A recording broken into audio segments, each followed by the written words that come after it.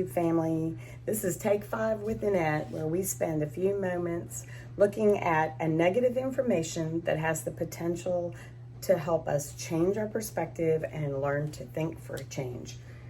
Yeah, my voice sounds a little funny, but it actually is way, way better than it was. I lost my voice when I was at the Send on Saturday at Arrowhead Stadium, spending the whole day worshiping the Lord, and it was just amazing. But it took a toll on my voice, and so today's the first day that I actually really have a voice back. What I wanted to talk to you about was doubt today. I woke up in the middle of the night last night, and I was thinking about what is doubt. And doubt is actually a belief. So when you are doubting something, you are actually putting your belief in something else. You're believing that one thing is not going to happen and that something else is. So it's a form of belief, and putting our trust or our faith or just our thinking on something else. You're placing your mind on something else, and as a result of placing it on something else, you begin to doubt. You begin to doubt what you sometimes knew was true.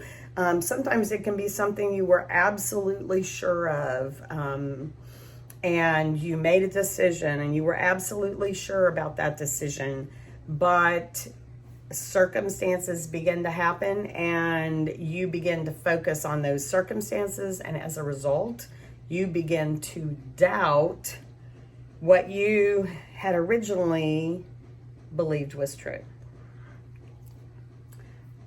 That's why I think that the verse, whatever is lovely in Galatians, whatever is lovely, whatever is pure, whatever is honest, whatever is of good report, to put our mind on those things. Anybody can, like for instance, you can be sure that you're supposed to go to visit a person or go on a trip.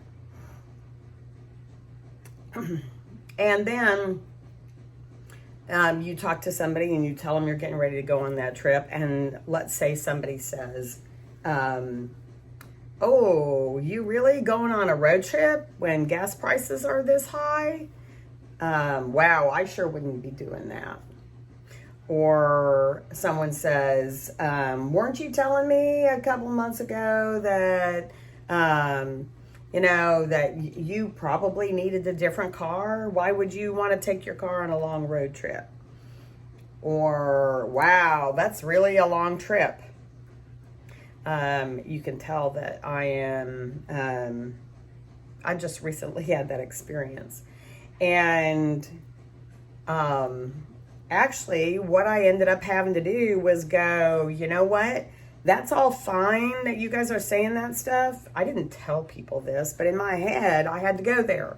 I had to go there that I don't care what they're saying, because I knew what the Lord had shown me and what the Lord had told me. And that's what I needed to put my focus on. I needed to put my focus on that, and I needed to move forward. And sometimes what we do is we share what we're doing too much with people.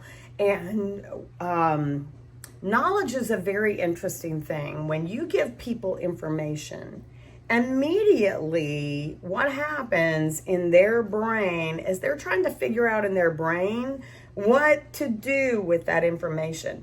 And if they're not involved in the situation at all, what they tend to do is involve themselves in the situation.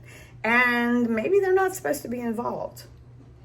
This is not, I'm not talking about a case where you surround yourself with good counsel and wise counselors with a situation. I'm talking about just sharing stuff with people and people feeling like they need to give their opinion about everything. And honestly, I had a good friend who the Lord told her one time, unless I give you an opinion, you don't have one. So I have been working really hard at not sharing my opinion with other people unless they want it, or unless the Lord's told me to share something. So anyway, what have you been sure of before in your life that you've been focusing on the wrong things and now you're starting to doubt? Do you just need to shift your focus?